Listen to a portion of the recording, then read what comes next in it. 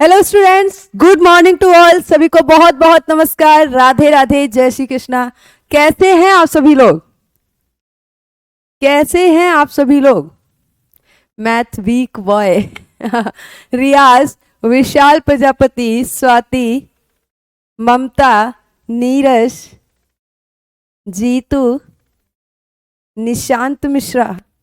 Good morning to all, good morning to all. जल्दी से आ जाइएगा सभी लोग। जय भोलेनाथ की। जीतू वर्मा, कुंदन, नवीन, संजीव, अम्याश, Raj. Good morning, good morning. Reply नहीं देती हैं? नहीं, ऐसा नहीं है कुंदन बेटा, जो डाउट्स दिखते हैं उनका रिप्लाई करते हैं। क्या डाउट्स था आपका, पूछ लीजिए। अभिषेक, रतन, जय बजरंगबली, नीरज, निरहुआ। चलिए जल्दी से आप सभी लोग आ जाइएगा, हम अपनी क्लास स्टार्ट कर लेते हैं। राजा कुमार, रतन शर्मा, रेल मंत्री। हाँ, कल मैं नहीं आई थी, देखो आवाज नहीं निकल रही थी कल बिल्कुल भी। हाँ, कल क्लास ऑफ थी, कल क्लास ऑफ थी, आवाज ही नहीं निकल पा रही थी बेटा रउआ, क्या लिखा है? रउआ कैसन बानी? हाँ, ठीक हुआ, ठीक हुआ, ठीक, ठीक ठाक वानी, जो भी हो, वट एवर विशाल राज। चलिए जल्दी से आ जाइएगा और आज हम शुरू कर लेते हैं अपना जो सर्कुलेटरी सिस्टम हमारा चल रहा था। हाँ, अभी ठीक हूँ मैं, रेल मंत्री। ये आवाज़ ठीक नहीं हो रही है, हो जाएगी कुछ दिनों में नहीं नहीं, जेनेटिक्स कब बताएंगे? बता देंगे बेटा, ह्यूमन बॉडी कंप्लीट कर लें, ये मेजर टॉपिक है। इसमें जैसे ही सिस्टम खत्म होंगे ऑलमोस्ट हम अपनी बायो कवर कर चुके होंगे। फिर उसके बाद हमें जेनेटिक्स और इवोल्यूशन, इवोल्यूशन के बाद फिर हम प्रोसीड कर लेंगे अपना उस पे, बॉटनी पे, वनस्पति विज्ञान पे। ठीक है, प्रिंस शुक्ला। हाँ, जितेंद्र सिंह, कल क्लास नहीं थी, जल्दी से आ जाइए आप सभी लोग। ओके, शैलेश के शैलेश प्रजापति, धन्यवाद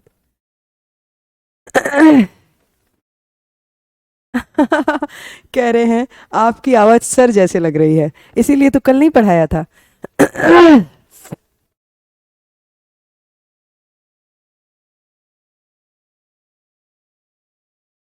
तेजपाल, तेजपाल, नमो बुद्धाय। आक्रमण करो अब। ओके, चलो, जैसा कि आपको पता है हमारा क्या चल रहा था, सर्कुलेटरी सिस्टम चल रहा था सर्कुलेटरी सिस्टम यानी कि परिसंचरण तंत्र। चलिए स्टार्ट करते हैं अपना टॉपिक।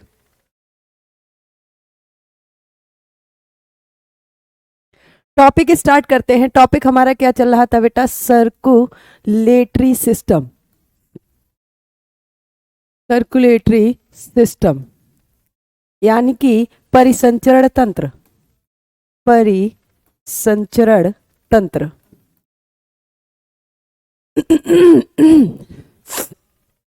परिसंचरण तंत्र की अगर हम बात करेंगे, जैसे कि हम देख रहे थे पिछले हमने जो भी अंग तंत्र पढ़े हैं, जैसे कि हमने स्केलेटल सिस्टम पढ़ा है, स्केलेटल सिस्टम के बाद हमने क्या पढ़ा है बेटा? प्रतिरक्षा तंत्र पढ़ा है, उससे पहले हमने प्रजनन तंत्र पढ़ा था। सभी अंग तंत्र में हम क्या देख रहे थे? बहुत सारे अंग शामिल थे और वो अंग मिलके पूरा का पूरा एक अंग तंत्र बना रहे थे जो कि एक विशेष कार्य करता था, जो कि एक विशेष कार्य करता था। जैसे कि प्रजनन तंत्र की बात करें तो प्रजनन तंत्र में बहुत सारे प्रजनन तंत्र एक अंग तंत्र है जिसमें बहुत सारे अंग शामिल थे, और ये पूरा का पूरा सिस्टम क्या काम कर रहा था, न्यू प्रोजेनी प्रोड्यूस करने का काम कर रहा था। ठीक है, ऐसे ही हमने प्रतिरक्षा तंत्र देखा था, तो हमने क्या देखा था, बहुत सारी कोशिकाएं, बहुत सारी शारीरिक प्रक्रियाओं की बाधाएं, ठीक है, ये सब मिलके क्या बना रहे थे, एक पूरा का पूरा प्रतिरक्षा तंत्र बना रहे थे जो कि एक विशेष कार्य कर रहा था, हमें बीमारियों से बचाने का काम कर रहा था।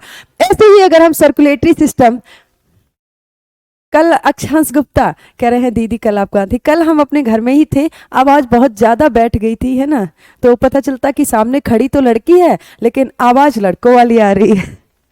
चलो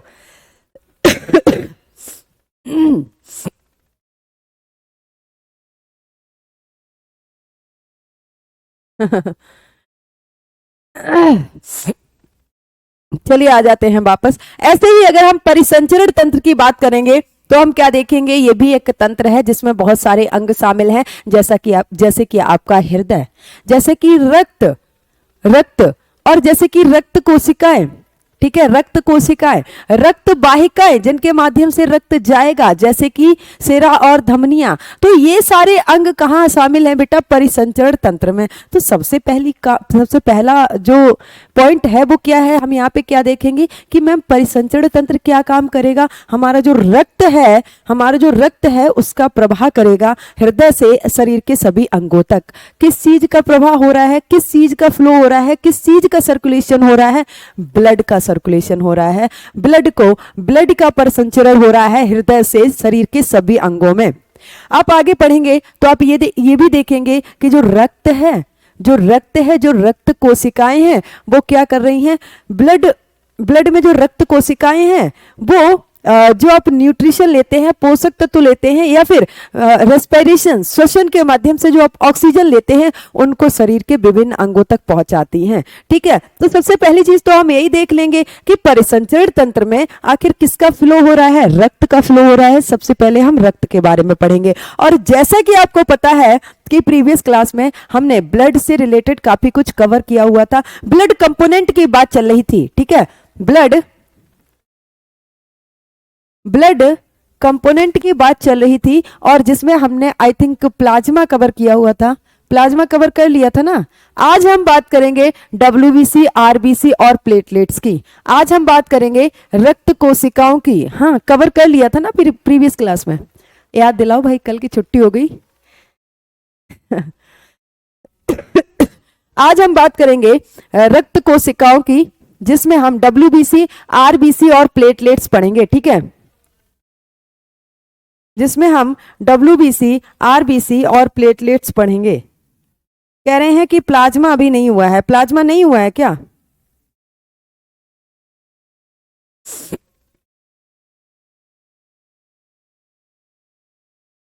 प्लाज्मा नहीं हुआ है क्या? अच्छा, डब्ल्यूबीसी के प्रकार चल रहे थे, मतलब कंपोनेंट आपको बताए थे, है ना। चलो स्टार्ट कर लेते हैं। प्लेटलेट्स, अच्छा, समझ गई, ठीक। चलो, आपको क्या बताए थे, ब्लड के कंपोनेंट बताए थे, एक बार फिर से बता देती हूँ आपको बेटा, ब्लड के कंपोनेंट बताए थे। ब्लड में हमने बहुत सारी चीजें पढ़ी थी, ब्लड का पीएच पढ़ा था, ऑक्सीजनेटेड, डीऑक्सीजनेटेड, ठीक है, कहाँ पे फ्लो करता है, सारी चीजें पढ़ी थी। कौन से ऑर्गेनिज्म में किस कलर का रक्त देखने को मिलेगा, किस ऑर्गेनिज्म में किस कलर का जो ब्लड है वो देखने को मिलेगा, ये सारी चीजें हमने वहां पे कवर की थी। Good morning Manish. चलिए, ब्लड की अगर हम बात करें, जिसको हम रक्त बोलेंगे, क्या बोलेंगे बेटा, रक्त बोलेंगे। ठीक है, कितने कंपोनेंट बताए थे, 2 कंपोनेंट बताए थे। पहला तो आपको प्लाज्मा बताया था, यहां तक हमने कवर कर लिया था, है ना। पहला आपको प्लाज्मा बताया था, और दूसरा आपको क्या बताया था, फॉर्म्ड एलिमेंट, यानी कि डब्ल्यूबीसी, आरबीसी और प्लेटलेट्स, जिसमें हमने डब्ल्यूबीसी के टाइप भी आपको बताए थे, ए ग्रेनुलोसाइट एंड ग्रेनुलोसाइट, यहां तक कवर किया हुआ था। आज हमें प्लाज्मा के बारे में डिटेल पढ़ना है, आज हमें क्या करना है, प्लाज्मा के बारे में डिटेल पढ़ना है। बाकी जो फॉर्म्ड एलिमेंट हैं आपके, जो फॉर्म्ड एलिमेंट हैं बेटा, फॉर्म्ड एलिमेंट, ठीक है, इनको हम और क्या बोलेंगे, और करके लिखो, ब्लड सेल्स यानी कि रक्त कोशिकाएं, रक्त कोशिकाएं। और ये जो रक्त कोशिकाएं हैं ये क्या क्या बताई थी? रक्त कोशिकाओं में आपको क्या क्या बताया था? चलिए यहां पे लिखते हैं। रक्त कोशिकाओं में आपको WBC बताया था, सेकंड आपको RBC बताया था, और थर्ड आपको क्या बताया था? प्लेटलेट्स। Platelets, okay. चलो, राधे राधे अतुल।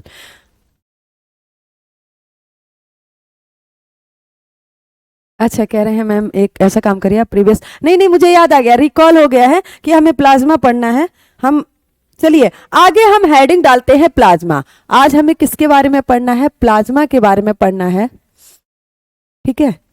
पीछे चलते हैं एक बार। यहाँ पे जो प्लाज्मा है ये ब्लड में कितना होता है? ब्लड का 55% वॉल्यूम बनाता है, और जो फॉर्म्ड एलिमेंट हैं ये कितने होते हैं? 45%, ठीक है। आगे चलिए प्लाज्मा के बारे में पढ़ लेते हैं। प्लाज्मा, प्लाज्मा जो है बेटा, प्लाज्मा जो है यह कैसा होता है? येलो कलर का एक विस्कस फ्लूइड होता है, एक तरल पदार्थ होता है, हल्के पीले रंग का, लाइट येलो कलर का एक विस्कस पदार्थ होता है, हल्के पीले रंग का एक तरल पदार्थ होता है, जो कि लगभग 55% भाग बनाता है आपके रक्त का। अरे अभी अभी शुरू किया है, अभी अभी तो शुरू किया है, थोड़ा सा आने में लेट हो गई थी, अभी अभी शुरू किया, ठीक है। क्या हुआ? What happened? चलो प्लाज्मा क्या लिखेंगे आप? प्लाज्मा, देखो इंग्लिश लिख रही हूं, हिंदी में बोलूंगी, आप लोग लिख लेना, है ना।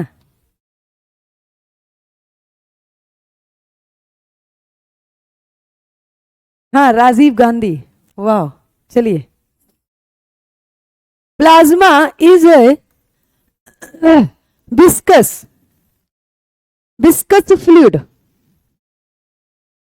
fluid nearly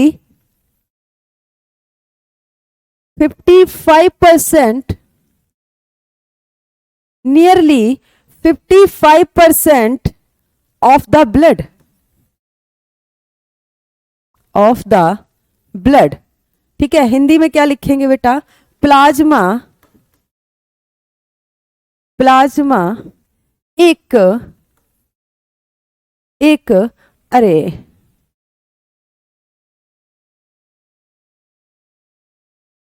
थोड़ा सा बेटा करेक्ट करना है। Plasma is a light yellow viscous fluid. कहां पे लिखूं बताओ? पूरा सेंटेंस रफ करना पड़ेगा। कलर भी लिख लीजिए। प्लाज्मा जो है वो कैसा होता है? Plasma is a light yellow, हल्के पीले रंग का होता है। कभी आपने देखा है आपको चोट लगती है, कभी आपने देखा है आपको चोट लगती है, चोट लगने के बाद जब ब्लड क्लॉट हो जाता है उसके बाद उसके आसपास एक चिपचिपा सा पानी जैसा जो फ्लूइड आपको दिखता है वो क्या है? प्लाज्मा है, ठीक है। साथ साथ लिखते चलो। Plasma is a light yellow viscous fluid, nearly, comma लगा के लिखो, nearly 55% of the blood, 55% of the blood, ठीक है। हिंदी में क्या लिखोगे? ये ज्यादा थिक लग रहा है मेरे को।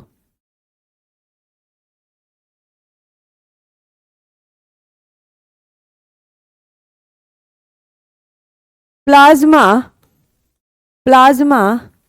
हल्के पीले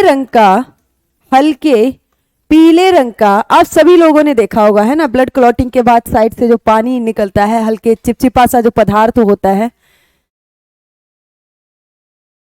अच्छा, देखा है आपने। चलिए, हल्के पीले रंग का तरल पदार्थ है, तरल, विस्कस फ्लूइड मतलब क्या है? तरल पदार्थ है जो रक्त का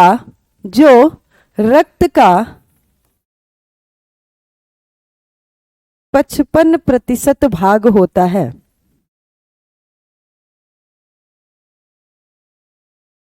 55% भाग होता है। अच्छा, अब क्या देखेंगे कि इस प्लाज्मा में क्या होता है? ये जो प्लाज्मा है इसमें क्या होता है? प्लाज्मा में क्या क्या होता है, कंपोजिशन की बात कर लेंगे, ठीक है, कंपोजिशन की बात कर लेंगे, कंपोनेंट की बात कर लेंगे। अगला हम क्या देखेंगे कि प्लाज्मा में कौन कौन से कंपोनेंट होते हैं। ये कलर ऐसे क्यों हो गए। चलो अगला हम क्या देखेंगे बेटा, प्लाज्मा में कौन कौन से कंपोनेंट होते हैं, कंपोनेंट यानी कि घटक होते हैं। सबसे पहली चीज हम क्या देखेंगे, ये जो येलो कलर का विस्कस फ्लूइड हमें दिख रहा है, ये जो येलो कलर का विस्कस फ्लूइड हमें दिख रहा है, इसमें 90 to 92% क्या होता है, वाटर होता है। 90 to 92% क्या होता है, वाटर होता है। सबसे पहली चीज आप क्या लिखेंगे, 90 to 92% ऑफ वाटर क्या होता है, 90 से 92% यहाँ पे क्या होता है बेटा, पानी होता है। अब इसको हिंदी में लिखने की मुझे लग रहा आवश्यकता नहीं है, इसको हिंदी में लिखने की आवश्यकता नहीं है। बाकी 6 से 8% क्या होता है, दूसरा कंपोनेंट क्या है, 6 से 8%, जो 6 से 8% बचा हुआ है, 6 से 8% क्या होते हैं, प्रोटीन होते हैं। इनके बारे में बताएंगे कौन कौन से प्रोटीन होते हैं। प्लाज्मा में 6 से 8%, प्लाज्मा में बेटा 90 से 92% क्या होता है, पानी होता है। 6 से 8% क्या होते हैं, प्रोटीन होते हैं। प्लाज्मा में ही एक प्रोटीन होती है जिसका नाम है फाइब्रिनोजन, जिसकी वजह से क्या होता है, आपका जो रक्त है वो क्लॉट होता है, यानी कि उसका थक्का बनता है। हाँ अरे ओके बेटा, प्लाज्मा हिंदी में लिखा हुआ है, पूरा का पूरा हिंदी में लिखा है, क्या दिक्कत हो रही है। चलो, प्लाज्मा में कौन कौन से घटक होते हैं, कौन कौन से कंपोनेंट, घटक मतलब क्या है कि उसमें क्या क्या होगा, ठीक है, किस किस से मिलके प्लाज्मा बनेगा। तो सबसे पहली चीज हम क्या देख रहे हैं, 90 से 92% पानी होगा, है ना, नीरज निरहुआ। अभी 2-4 लाइनें जो भी बताई हैं हिंदी इंग्लिश दोनों में ही तो बता रही हूँ। 90 से 92% पानी होगा और 6 से 8% क्या होंगे, प्रोटीन होंगे, ठीक है। 6 से 8% क्या होंगे बेटा, आपके प्रोटीन होंगे। कौन कौन से प्रोटीन होते हैं, 3 प्रोटीन होते हैं मुख्यतः, अभी आपको बताएंगे, हाँ मेंशन करेंगे, थोड़ा सा सब्र रखो, ठीक है। क्या कर 6 से 8% क्या होते हैं, आपके प्रोटीन होते हैं। 1 से 2% मिनरल्स होते हैं। तीसरा कंपोनेंट आप क्या देखेंगे कि 1 से 2% क्या होते हैं, यहाँ पे बेटा मिनरल्स होते हैं, यानी कि खनिज पदार्थ, मिनरल्स होते हैं आपके, जिनको हिंदी में हम क्या बोलेंगे, खनिज पदार्थ, खनिज पदार्थ, ठीक है। चलिए देख लेते हैं प्लाज्मा में जो 6 से 8% प्रोटीन यहां पे लिखी है। प्लीज गिव मी क्वेश्चन, क्या पूछ रहे हैं, ओम वासुदेवाय।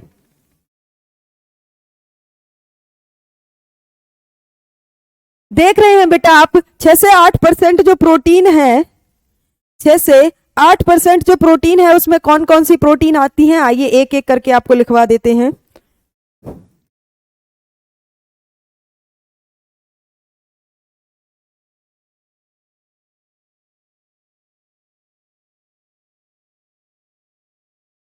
चलिए आगे चलते हैं। प्लाज्मा प्रोटीन क्या देखेंगे आप, प्लाज्मा प्रोटीन हिंदी में भी लिख लीजिएगा, प्लाज्मा प्रोटीन।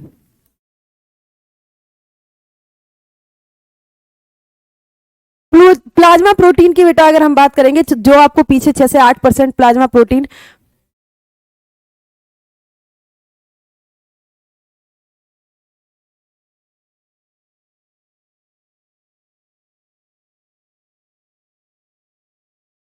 क्या पूछ रहे हैं,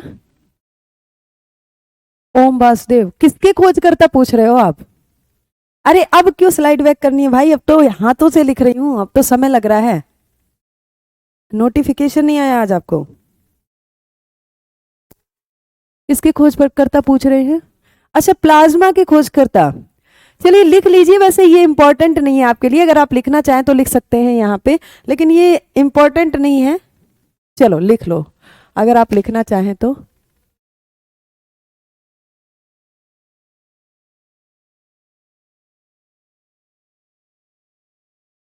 विलियम क्रुक्स, सी होगा यहाँ पे, क्रुक्स।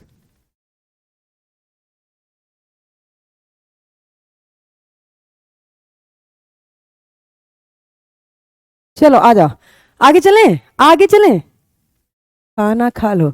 अरे इतनी सुबह सुबह खाना कौन खाएगा, आ जाओ, फिर पढ़ा नहीं पाएंगे, आलस आएगा।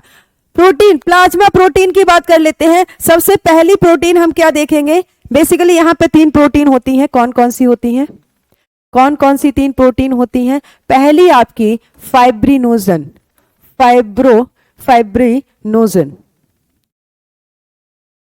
क्या है ये, बोर्ड भी नहीं काम कर रहा आज ठीक से।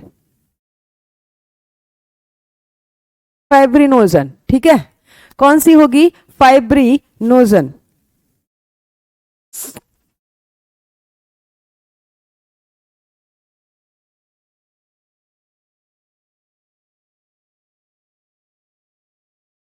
ये क्या काम करेगी, ये क्या काम करेगी बेटा, डैश लगा के लिखो। Help in blood clotting, help in,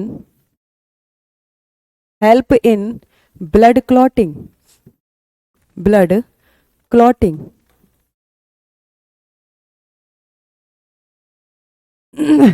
Hindi में लिखो, रक्त का, रक्त का थक्का। थक्का मतलब क्या है, रक्त को आप देखते हैं ना जो क्लॉट हो जाता है, जैसे आपको इंजरी होती है कुछ देर तक तो ब्लीडिंग होती है, उसके बाद वहां पे एक क्लॉट बन जाता है, ठीक है, थक्का जम जाता है। नहीं नहीं ऐसा नहीं कह रहे हैं, बोर्ड में जंग लगे। भाई बोर्ड में कैसे जंग लगे, किस लेवल की बातें करते हो, आ जाओ। रक्त का थक्का बनने में मदद करती है ये प्रोटीन।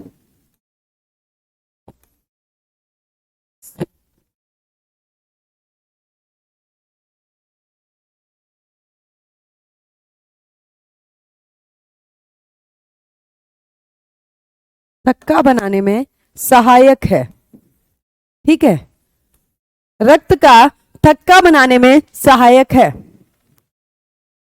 ओके ओके ओम वासुदेव, ओके बेटा। अगला लिखेंगे ग्लोबुलिन प्रोटीन। अगली क्या है हमारी, यहीं लिखे, यहां पे डैश लगा के लिखते हैं। अगला है ग्लोबुलिन प्रोटीन। कौन सा प्रोटीन है, ग्लोबुलिन, ग्लोबुलिन प्रोटीन, ठीक है।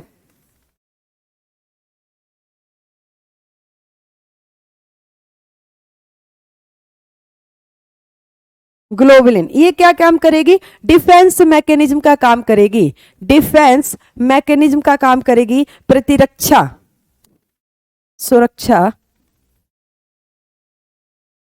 प्रोवाइड, यहां लिखते हैं प्रोवाइड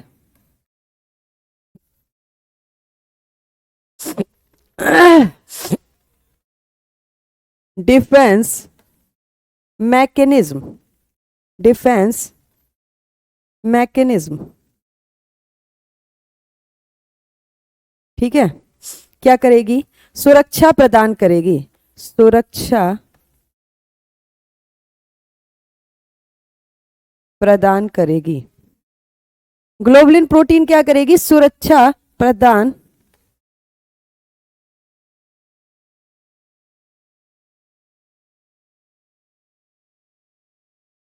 चलो तीसरी और आखिरी प्रोटीन, 6 से 8% लिखने में टाइम लग रहा है कर। अच्छा कह रहे हैं कल आप नहीं आए थे इसलिए बोर्ड नहीं, बोर्ड तो हमारा जाना पहचाना है, वो हमसे नाराज नहीं होगा। चलो हाँ ओके कोई बात नहीं ओम वासुदेव, देख लेंगे अगर तो तुरंत रिप्लाई करेंगे, है ना, देख नहीं पाते हैं जब आपके कमेंट। क्या लिखी है, कहां पे क्या लिखी हैं, पहला फाइब्रिनोजन, फाइब्रिनोजन, फाइब्रिनोजन प्रोटीन। देखिए पीछे प्लाज्मा में, प्लाज्मा के घटक के बारे में आपको बताया जा रहा है, कौन कौन से घटक होते हैं, किनसे मिलके प्लाज्मा बनता है। वो आपको बिल्कुल वाटरी फ्लूइड नहीं दिखता, एकदम पानी जैसे नहीं दिखता, हल्का चिपचिपा होता है। तो उसमें जो वो चिपचिपाहट है, जो विस्कसनेस है, वो कैसे आती है, श्यानता जिसको हम बोलते हैं, वो कैसे आती है,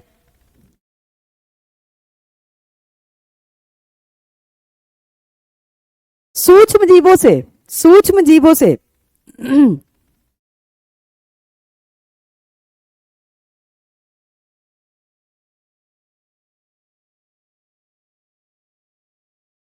अगला है एल्बुमिन प्रोटीन। अगला है बेटा, आगे चलें, आगे चलें, फिर मत बोलना back slide, back slide.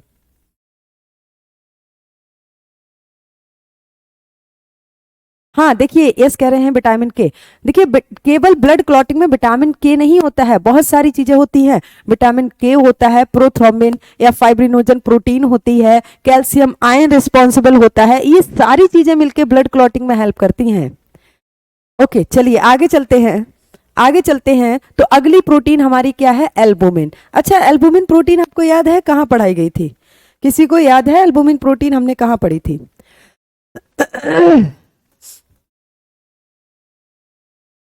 Albumin,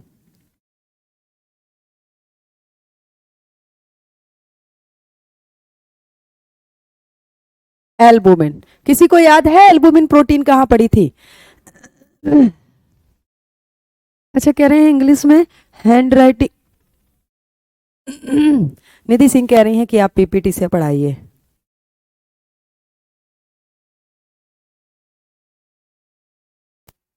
ये कह रहे हैं कि इंग्लिश में राइटिंग समझ नहीं आ रही है।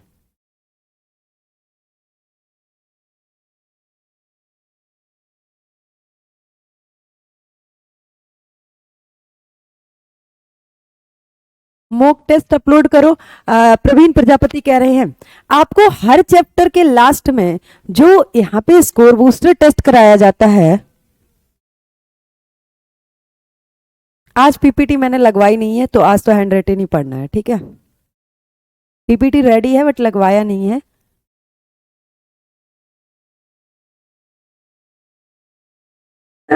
चलो आ जाओ आ जाओ, पढ़ो पढ़ो पढ़ो, देखो पढ़ो, नोट्स प्रिपेयर करो, पढ़ो शांति से, है ना? जैसे भी पढ़ा रहे हैं पढ़ लो। चलिए, एल्बुमिन प्रोटीन कहाँ पढ़ाया था आपको? किसी को याद है एल्बुमिन प्रोटीन कहाँ बताया था? Smallest and most abundant protein, ये प्लाज्मा में सबसे ज्यादा मात्रा में पाई जाती हैं और सबसे छोटी प्रोटीन होती हैं। ये क्या होती हैं? Small and most abundant protein, most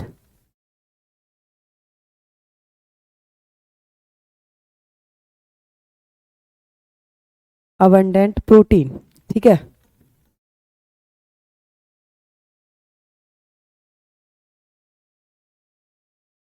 छोटी छोटी तथा सबसे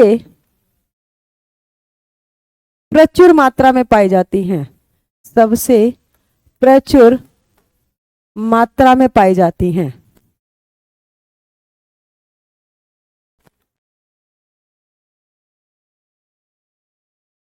अच्छा, ये तो बेटा हमने घटक की बात कर ली है, कंपोनेंट की बात कर ली है कि प्लाज्मा में क्या है, 90 से 92% पानी है, उसके अलावा 6 से 8% क्या है आपकी, 6 से 8% क्या है आपकी प्रोटीन है, और कुछ 1 से 2% क्या है, मिनरल्स हैं।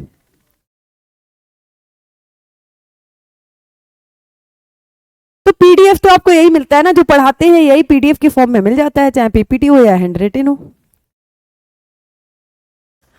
हाँ, पूछ रहे हैं एल्बुमिन कहाँ होता है? Help in maintenance of osmotic pressure, osmotic mechanism, यहां पे लिखिएगा हेल्प इन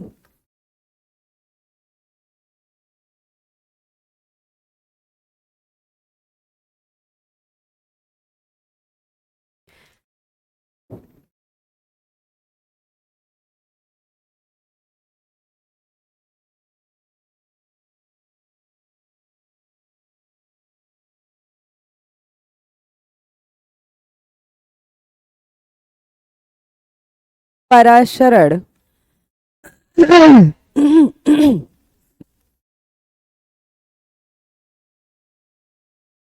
पराशरण प्रक्रिया में सहायक हैं, प्रक्रिया में सहायक है। देखिए इंपॉर्टेंट टॉपिक चल रहा है, आप सभी लोग बस शांति से पढ़ लीजिए, है ना? सारी चीजें यहाँ पे आपको कवर कराई जाएंगी, चाहे आपको हैंड रिटन दे या पीपीटी से दे, ठीक है? वहां पे बस ये है थोड़ा ज्यादा कवर कर लेते हैं, यहाँ थोड़ा कम है, कोई दिक्कत नहीं, पर आपको समझ में आना चाहिए। चलो आगे चलते हैं, आगे चलते हैं बेटा। ये तो हमने क्या बात कर ली है कि प्लाज्मा में कौन कौन से घटक होते हैं, ठीक है? कौन कौन से घटक होते हैं? 90 से 92% आपका पानी होता है और 6 से 8% क्या होते हैं, प्रोटीन होते हैं। उन प्रोटीन में कौन कौन से प्रोटीन होते हैं? 3 प्रोटीन होते हैं।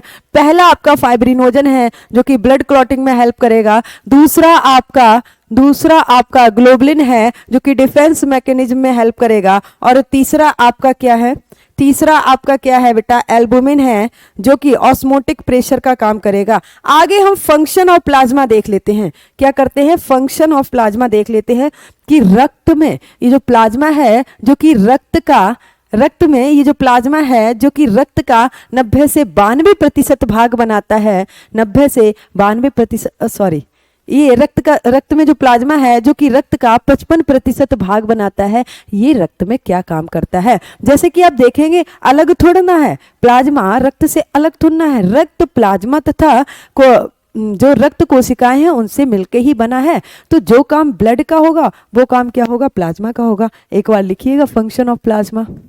मान लो अगर आपसे पूछ लिया जाए फंक्शन ऑफ प्लाज्मा, राइटिंग दिक्कत तो नहीं कर रही है, फंक्शन ऑफ प्लाज्मा, कमेंट बाद में देखूंगी, ठीक है। प्लाज्मा के कार्य, प्लाज्मा के कार्य, चलिए सबसे पहली चीज आप क्या लिखेंगे, सबसे पहली चीज आप क्या लिखेंगे, ट्रांसपोर्टेशन ऑफ,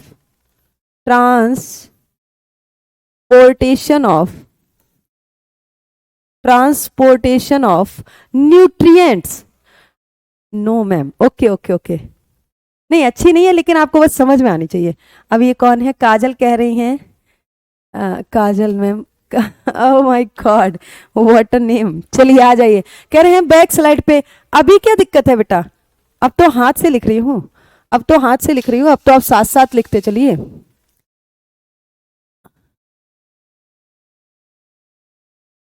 अच्छा, जा कह रहे हैं ज़्यादातर हिंदी में ट्रांसलेट करिए। हाँ तो देखिए ना विकास कुमार जी, देखिए ना सारी चीज़ तो हिंदी में लिखी हुई है ना, आपकी समस्या को समझते हुए ज़्यादातर चीज़ें हिंदी में लिखी हैं। चलो आगे आ जाते हैं, प्लाज्मा के काम देख लेते हैं कि प्लाज्मा क्या क्या काम करता है, ठीक है। प्लाज्मा क्या क्या काम करता है, ट्रांसपोर्टेशन ऑफ न्यूट्रिएंट्स,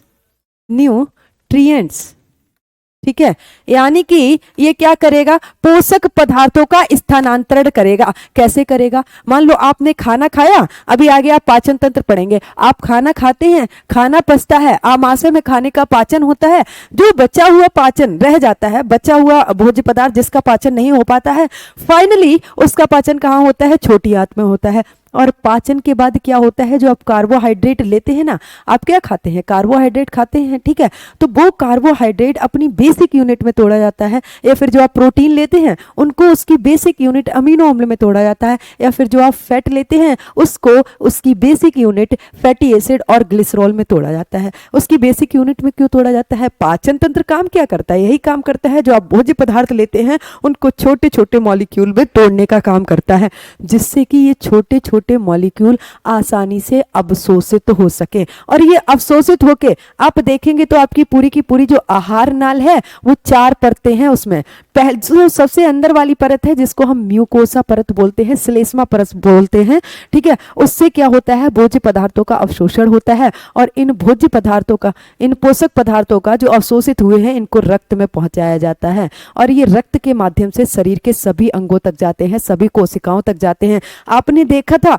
क्या देखा था कि ग्लूकोज जब माइटोकॉन्ड्रिया के पास पहुंच रहा था, यानी कि कोशिका के अंदर जो कोशिकांग है, तब ये क्या काम कर रहा था, ऊर्जा उत्पादन का काम कर रहा था। आप जो खाना खाते हैं उससे आपको ऊर्जा मिलती है, कैसे मिलती है, जब ये पचने के बाद ग्लूकोज के फॉर्म में माइटोकॉन्ड्रिया तक पहुंचते हैं, तब माइटोकॉन्ड्रिया क्या करती है, एनर्जी का प्रोडक्शन करती है, ऊर्जा का उत्पादन करती है, और उस ऊर्जा का उपयोग आप कैसे करते हैं, आप कैसे करते हैं, अपनी क्रियात्मक है ना, जो आप काम करते हैं उसमें आप उस ऊर्जा का उपयोग करते हैं।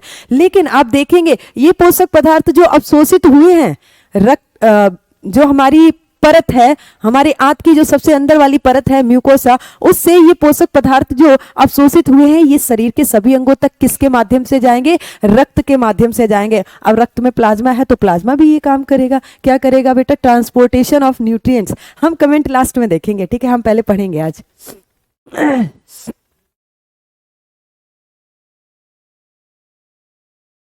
चलो आ जाओ आ जाओ, पावर ऑफ एनर्जी, गुड।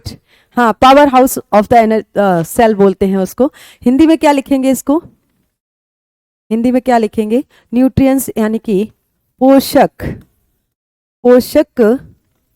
पदार्थों का पोषक पदार्थों का स्थानांतरण, स्थानांतरण, स्थानांतरण क्या करते हैं? ये पोषक पदार्थों का स्थानांतरण करते हैं। दूसरी चीज क्या है? Body immunity. दूसरी चीज क्या है बेटा? Body immunity. जैसे आप देख रहे हैं पीछे क्या देखने को मिली है हमें? ग्लोबुलिन सेल जो कि डिफेंस मैकेनिज्म का काम कर रही हैं। डिफेंस मैकेनिज्म यहाँ पे भाई कोई वो थोड़ा ना आएगा, क्या बोलते हैं, आतंकवादी थोड़ा ना आएंगे जिससे ग्लोबुलिन प्रोटीन लड़ेगी जाके। उसके लिए आतंकवादी की तरह कौन काम करेगा? सूक्ष्म जीव काम करेंगे, उनके लिए ये डिफेंस मैकेनिज्म का काम करेगी। तो क्या हो जाएगा? Body immunity. हिंदी में क्या लिखेंगे? शारीरिक, शारीरिक प्रतिरक्षा का काम करेगा। कमेंट बाद में देखूंगी, थोड़ा सा पढ़ लीजिए, है ना प्यारे साथियों, थोड़ा सा पढ़ लीजिए, उसके बाद आपके कमेंट्स पे ध्यान दूंगी। शारीरिक प्रतिरक्षा। सो डोंट माइंड कि आपको इग्नोर किया जा रहा है, ठीक। चलो अगला क्या है? अगला क्या है बेटा? अगला ये क्या काम करेंगे? Maintenance of blood pH. रक्त के पीएच वैल्यू को, रक्त के पीएच वैल्यू को नियंत्रित रखने का काम करेंगे। Maintenance of, maintenance of blood pH, blood pH, blood pH. चलो ठीक है। हाँ हिंदी में क्या लिखेंगे? यहां पे लिखती हूं इसकी हिंदी। रक्त के पीएच मान को, पीएच मान को, जैसे आप देखते हैं ना ब्लड का पीएच कितना होता है? प्योर ब्लड का पीएच होता है बेटा 7.2 और इम्प्योर ब्लड का होता है 7, प्योर ब्लड का होता है 7.4 और इम्प्योर ब्लड का होता है 7.2। इस पीएच को मेंटेन रखने का काम कौन करेगा? ये पीएच कम और ज्यादा भी तो हो सकता है। क्या आपने देखा है कि ब्लड आप जब लेते हैं तो उसका कसैला सा टेस्ट लगता है कभी? हाँ वारे, सब लोगों ने टेस्ट किया होगा भाई, सब लोगों ने टेस्ट किया होगा। बचपन में जब हम कट जाते थे, कहीं पे हमें इंजरी हो जाती थी, सबसे पहला काम होता था ब्लड टेस्ट करने का।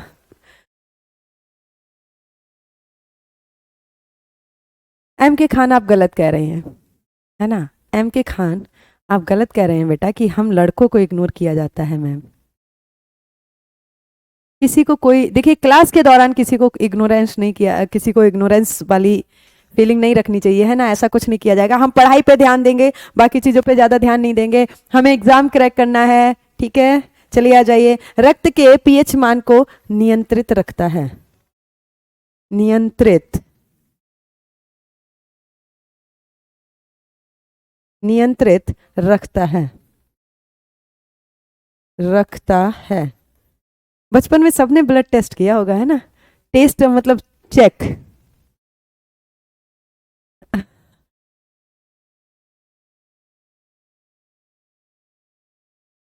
चलो अगला क्या लिखेंगे? अगला क्या लिखेंगे बेटा? Prevention of blood loss. कैसे ये प्रिवेंट करेगा ब्लड लॉस को? कहां लिखे? आगे वाली स्लाइड लेते हैं। 4th नंबर पे क्या लिखेंगे? Prevention of,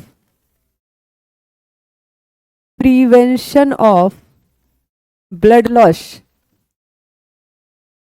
blood loss. कैसे बचाएगा? कैसे बचाएगा? आपने देखा था यहाँ पे कौन सी प्रोटीन थी? फाइब्रिनोजन प्रोटीन थी। प्रिवेंशन ऑफ ब्लड लॉस, ज्यादा ज्यादा रक्त की हानि ना हो। अगर आपको इंजरी हो तो ज्यादा रक्त की हानि ना हो, उससे ये बचाव करेगा। प्लाज्मा कैसे करेगा? इसके अंदर फाइब्रिनोजन प्रोटीन है और ये फाइब्रिनोजन प्रोटीन क्या करेगी? ब्लड क्लॉटिंग का काम करेगी, ठीक है?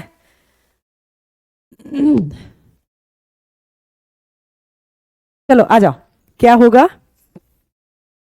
रक्त हानि से बचाव का काम करेंगे, रक्त हानि से बचाव का काम करेंगे, ठीक है?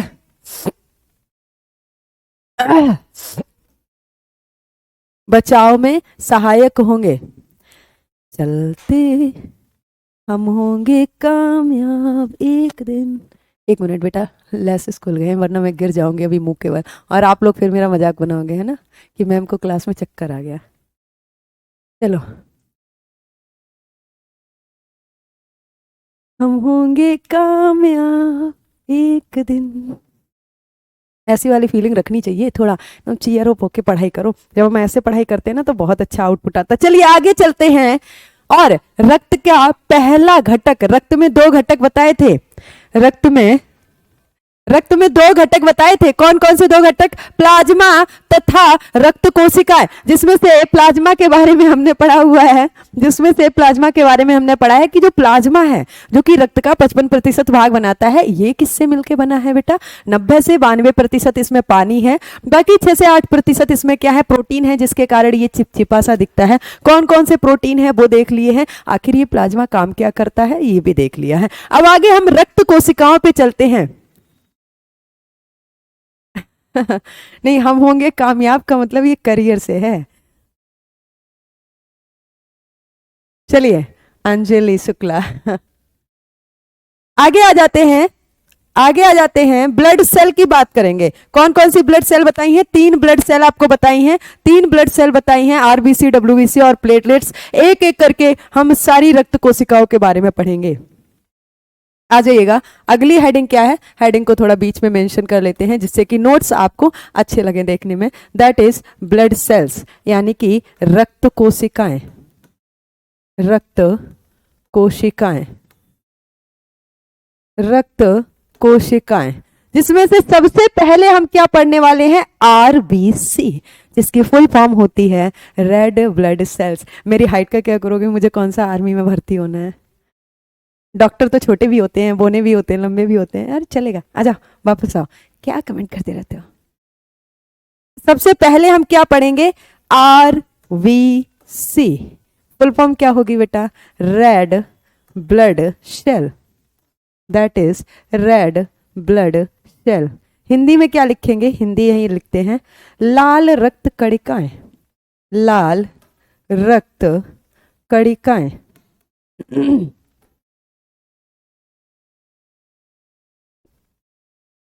आप में से किसी ने वो वाला गाना सुना है? मुझे बहुत अच्छा लगता है।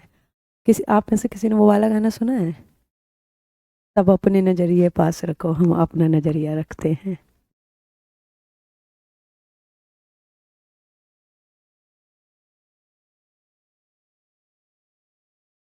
अच्छा, एम के खान कह रहे हैं रेड ही ब्लड क्यों होता है? रेड ब्लड उनमें होगा जिनमें हीमोग्लोबिन पिगमेंट होगा। एक पिगमेंट होता है, बड़क होता है हीमोग्लोबिन, जिसकी वजह से रक्त का रंग लाल होता है। सभी जंतुओं में नहीं होता है। क्या आपने पहली क्लास नहीं की है? कुछ जंतु ऐसे भी होते हैं जिनमें ब्लूइश कलर का ब्लड होता है, ठीक है। कुछ में कलरलेस होता है, किसी भी तरह का कोई पिगमेंट नहीं होता है। हाँ, बहुत अच्छा गाना है, मेरा फेवरेट है वो काफी अच्छा सॉन्ग है। चलिए, आरबीसी की बात कर लेते हैं, जिसे हम क्या बोलेंगे? रेड ब्लड सेल, यानी कि लाल रक्त कणिकाएं। हाँ, कुछ में ब्लू भी होता है, प्रिंस शुक्ला। हाँ, चलो आ जाओ, बहुत अच्छा गाना है वो, काफी इंस्पायरिंग नहीं है? बहुत इंस्पायरिंग, मुझे तो बहुत इंस्पायरिंग लगता है। चलो आगे। आता नहीं है मुझे, लिरिक्स नहीं आते गाने। सबसे पहली चीज हम क्या देखेंगे कि हम लाल रक्त कणिकाओं की बात कर रहे हैं। आखिर रक्त में ये रक्त कोशिकाएं कितनी होती हैं? जैसे आप देखते हैं कि जब डेंगू हो जाता है तो प्लेटलेट्स काउंट डाउन हो जाते हैं। अब आपको पता तो होना चाहिए, प्लेटलेट्स काउंट डाउन हो गए, डाउन हो गए, डाउन हो गए। अच्छा, पहले मुझे भी नहीं पता होता था। कहते हैं 60,000 बची हैं, इतनी बची हैं, उतनी बची हैं। तो हमारे दिमाग में तो यही क्वेश्चन आता था, टोटल होती कितनी है? जो इतनी कम हो गई हैं तो कह रहे हैं कम हो गए, कम हो गए। तो ऐसे आप देखते हैं मिनिमम कितने प्लेटलेट्स चाहिए होते हैं? 1.5 लाख। उससे मैक्सिमम कितने चाहिए होते हैं? 3.5 लाख, ठीक है। मिनिमम 1.5 लाख, 1.5 लाख चाहिए ही होते हैं। जब उससे कम जाते हैं तो फिर ब्लड क्लॉटिंग नहीं हो पाती है, ठीक है। प्लेटलेट्स भी ब्लड क्लॉटिंग फैक्टर की तरह काम करते हैं। इसी तरह आप ये देखेंगे कि जो आरबीसी हैं, जो ऑन एन एवरेज अगर आप बात करेंगे तो एक मानव शरीर में 5 से 5.5 लीटर रक्त होना चाहिए। कितना होना चाहिए? 5 से 5.5 लीटर रक्त होना चाहिए। आखिर इस 5 से 5.5 लीटर रक्त में कितनी लाल रक्त कणिकाएं होती हैं? कितनी होती हैं बेटा? सबसे पहले आप काउंट लिखेंगे। क्या लिखेंगे? काउंट, काउंट, ठीक है। गणना मतलब नंबर कितना होता है इनका? दैट इज 5 5 टू 5.5 मिलियन कितनी होती हैं? 5 से बेटा 5.5 मिलियन, ठीक है, मिलियन में होती हैं, मिलियन पर MMQ पर MM 5 लाख नहीं, 5 लाख नहीं, 50 लाख, अच्छा हाँ 5 मिलियन का मतलब 50 लाख, ठीक ठीक ठीक अजय पाल, ओके, मेरा मैथ थोड़ा सा वीक है। हाँ यहाँ पे और लिख लीजिएगा, सही याद दिलाया इन्होंने। आरबीसी को हम क्या बोलते हैं? एरिथ्रोसाइट्स भी बोलते हैं। कहाँ लिखूं? चलिए ऊपर लिख दे रही हूँ। आरबीसी को और क्या बोलते हैं बेटा? एरिथ्रोसाइट्स बोलते हैं। क्या बोलते हैं? एरिथ्रोसाइट्स, ठीक है।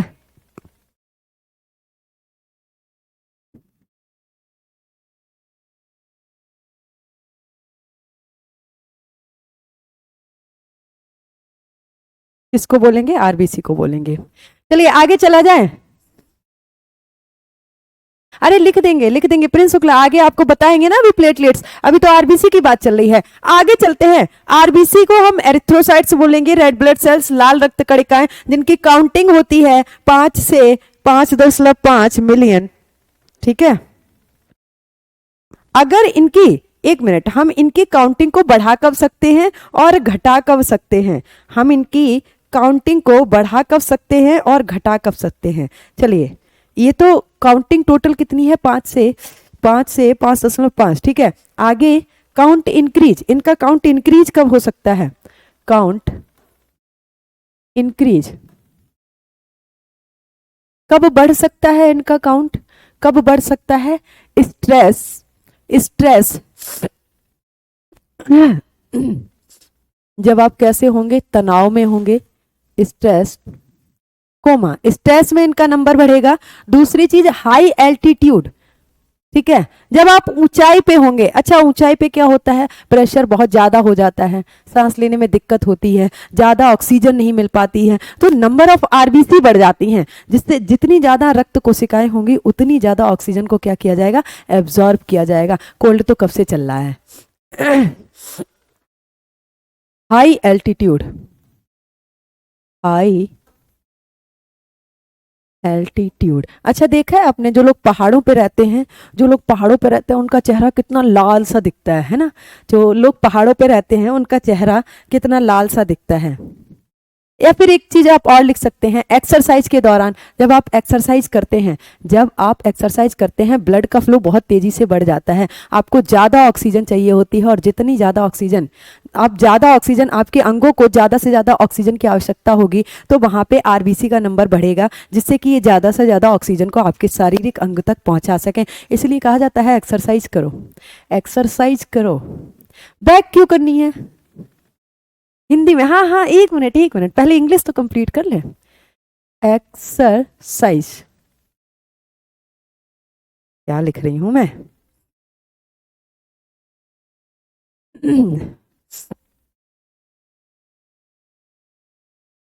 चलो,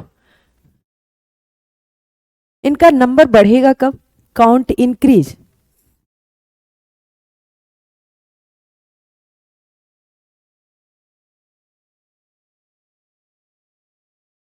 संख्या का बढ़ना, और ये कब संभव है बेटा?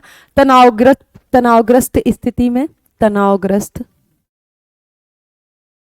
अब ये नहीं कि इस कंडीशन में आरबीसी बढ़ रही है तो हम तनावग्रस्त रहे, है ना, स्ट्रेस्ड रहे। बहुत फायदे हैं एक्सरसाइज करने के। अच्छा मन ही नहीं करता है, हाँ यही तो स्ट्रगल है, मन नहीं करे फिर भी उठना, यही तो संघर्ष है। चलो, तनावग्रस्त, मन तो नहीं करता है, बात तो सही है, लेकिन यही तो करना है बेटा। हाई एल्टीट्यूड का मतलब क्या है? ऊंचाई, ठीक है।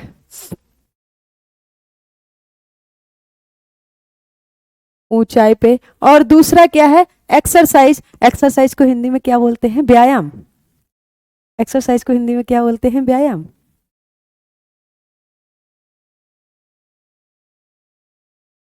वैसे मेरी हिंदी अच्छी है, ठीक ठाक है ना?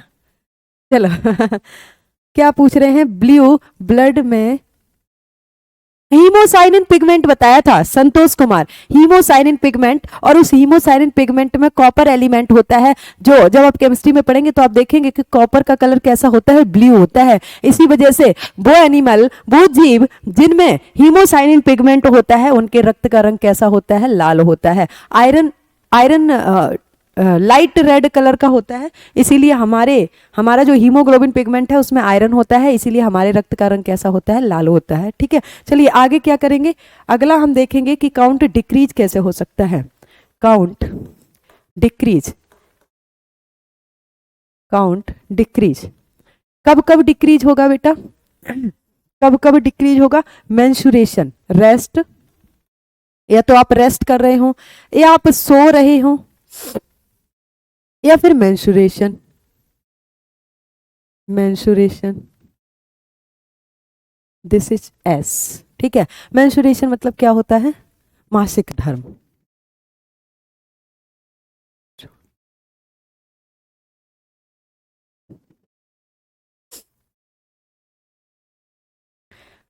साफ लिखती हूं थोड़ा सा, ऐसे फ्लो में लिखने की आदत पड़ गई है ना।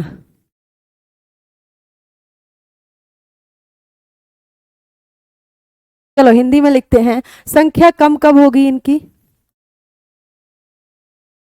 संख्या का कम होना या घटना, ये कब होगा बेटा, ये कब होगा, या तो आप आराम कर रहे हो, जब आप आरामदायक स्थिति में होंगे, या फिर जब आप सो रहे होंगे,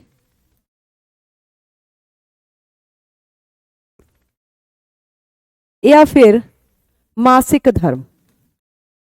महिलाओं में जो मासिक धर्म होता है, जहां पे क्या होता है, ब्लड लॉस होता है, ठीक है, ब्लीडिंग होती है, उस केस में क्या होता है, आरबीसी की कमी हो जाती है। ये तो हमने काउंटिंग की बात कर ली अभी तक कि जो 5 लीटर खून आपके शरीर में पाया जा रहा है उसमें आरबीसी कितनी है, उनकी संख्या बढ़ती कब है और उनकी संख्या घटती कब है, उनकी संख्या बढ़ती कब है और उनकी संख्या घटती कब है। इसके बाद अगला हमारा है फॉर्मेशन। ये बनते कहाँ हैं, आप पहले लाइफ स्पॉन की बात कर लेते हैं, पहले जीवन काल की बात कर लेते हैं, इनका जीवन काल कितना होता है। पहले बेटा हम लाइफ स्पॉन की बात करेंगे, अगला हम क्या देखेंगे, लाइफ स्पॉन यानी कि जीवन काल। आपको पता है कि ऐसा नहीं है बचपन से अब तक, ऐसा नहीं है कि बचपन से अब तक जितनी आरबीसी बन गई हैं, जितनी डब्ल्यूबीसी बन गई हैं, जितनी प्लेटलेट्स बन गई हैं, उतनी ही डब्ल्यूबीसी आरबीसी प्लेटलेट्स आपके ब्लड में है, नहीं, ये बनती रहती हैं और खत्म होती रहती हैं, मरती रहती हैं। जैसे कि एक इंसान आता है फिर चला जाता है, एक टाइम के बाद उसका एक लाइफ स्पॉन है सर्टेन, ठीक है, उसका एक सर्टेन लाइफ स्पॉन है। पहले 100 ईयर था, अब 100 ईयर नहीं है, नियर अप्रॉक्स 70 साल कोई भी इंसान अब जीता है आज की डेट में, ठीक है, तो ये एक लाइफ स्पॉन है। ऐसे ही आरबीसी का एक लाइफ स्पॉन जीवन काल है, आरबीसी बनती हैं उसके बाद वो मर जाती हैं, फिर नई आरबीसी बनती हैं, फिर मर जाती हैं, इस तरह से प्रक्रिया चलती रहती है। बनती कहाँ है ये आपको बताएंगे फॉर्मेशन में, पहले इनका जीवन काल देख लो कितना होता है। अगर हम लाइफ स्पॉन की बात करेंगे, अगर बेटा हम लाइफ स्पॉन की बात करेंगे तो इनका जीवन काल कितना होता है, 120 डेज। कितना होता है, 120 दिन। After completing your lifespan, these destroy in spleen। ये प्लीहा में क्या हो जाती हैं, खत्म हो जाती हैं, ठीक है, ये प्लीहा में जाके क्या हो जाती हैं बेटा, खत्म हो जाती हैं।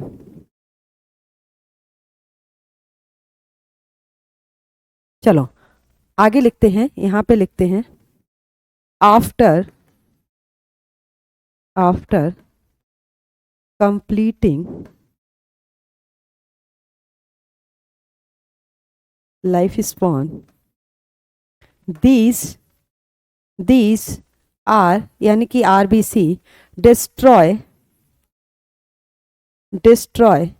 इन स्प्लीन, डिस्ट्रॉय इन स्प्लीन, ठीक है। और स्प्लीन को क्या बोलते हैं, प्लीहा। स्प्लीन को प्लीहा तो हिंदी में बोलते हैं, लेकिन स्प्लीन को ग्रेवयार्ड ऑफ आरबीसी भी बोलते हैं, यानी कि लाल रुधिर कणिकाओं की कब्र बोलते हैं। यहाँ जाके इनका दफन होता है, जब ये मर जाती हैं तो ये कहाँ जाती हैं, स्प्लीन में जाती हैं, प्लीहा में जाती हैं। आपसे पूछा जाए कि जो लाल रुधिर कणिकाएं हैं उनका कब्रिस्तान कौन से अंग को कहते हैं, दैट इज स्प्लीन यानी कि प्लीहा, स्प्लीन यानी कि प्लीहा। ठीक है, चलो हिंदी में लिखते हैं, हिंदी में लिखते हैं, हाँ प्लीहा।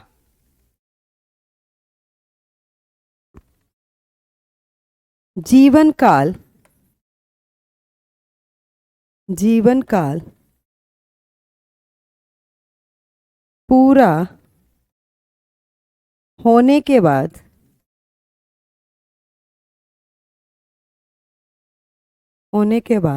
आरबीसी, आरबीसी प्लीहा में, प्लीहा में समाप्त होती हैं। अगला सेंटेंस एक और लिखना है, वो कहाँ लिखें, चलो अगले पेज पे लिख दें क्या। प्लीहा को हम क्या बोलते हैं, graveyard of RBC, graveyard of RBC. अब देखो ये पूछ रहे हैं कि किसी का लाइफ स्पॉन मान लो 120 साल है। आप जैसे ह्यूमन बीइंग की बात करेंगे, ह्यूमन बीइंग का पहले जीवन काल होता था 100 साल, और एक हम आइडिया लेते थे कि हाँ ये जो लाइफ स्पॉन है ये 100 साल का है। लेकिन आपको उदाहरण बता दें, हमने अपने गांव में 2-3 लोगों को ऐसे देखा है, जो हमारी पुरानी दादी थी, 2-3 लोग थी जो कि 102 साल जी हैं, 110 साल जी हैं। एक एवरेज की बात की गई है कि 120 साल ही ज्यादातर आरबीसी जो है उनका जीवन काल 120 साल ही होगा, सॉरी 120 दिन ही होगा। जैसे कि आप देखते हैं ज्यादातर ह्यूमन बीइंग जो है वो अंडर 100 ईयर ही क्या हो जाते हैं, चले जाते हैं। ठीक है, वैसे एक लाइफ स्पॉन बना दिया गया है ह्यूमन बीइंग का कि 100 साल तक जिएंगे। अब कुछ लोग ज़्यादा भी जी लेते हैं, कुछ लोग तो पता चलता है 15 साल के ही हैं और निपट लिए हैं। हाँ 113 में मैंने अपने गांव में देखा है। अच्छा कह रहे हैं टाइम ओवर हो गया है, चलो ठीक है एक पॉइंट और लिख लो, उसके बाद हम कल मिलेंगे। यहाँ पे लिखो स्प्लीन,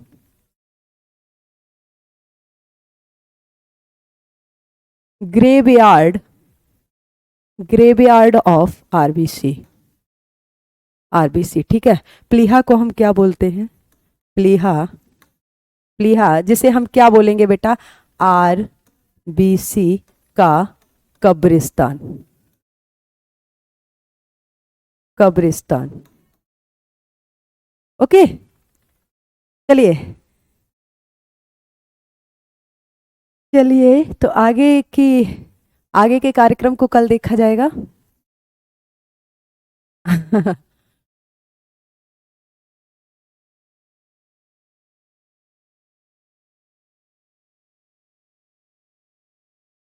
ए माधव आज की क्लास सुपर है। अच्छा धन्यवाद, चलिए ठीक है मिलते हैं कल की क्लास में। आज के लिए थैंक यू सो मच। आप लोग ऐसे ही कंसिस्टेंसी, हाँ इस कार्यक्रम को आगे कल बढ़ाया जाएगा। आप लोग ऐसे ही कंसिस्टेंसी और फोकस के साथ पढ़ते रहिएगा। थैंक यू टू ऑल, मिलते हैं कल इसी समय पे। नहीं नहीं नहीं, मयंक मिश्रा कह रहे हैं, मयंक मिश्रा क्या डाउट है आपका, डाउट बॉक्स में छोड़ दीजिए, हम देख लेंगे। ठीक।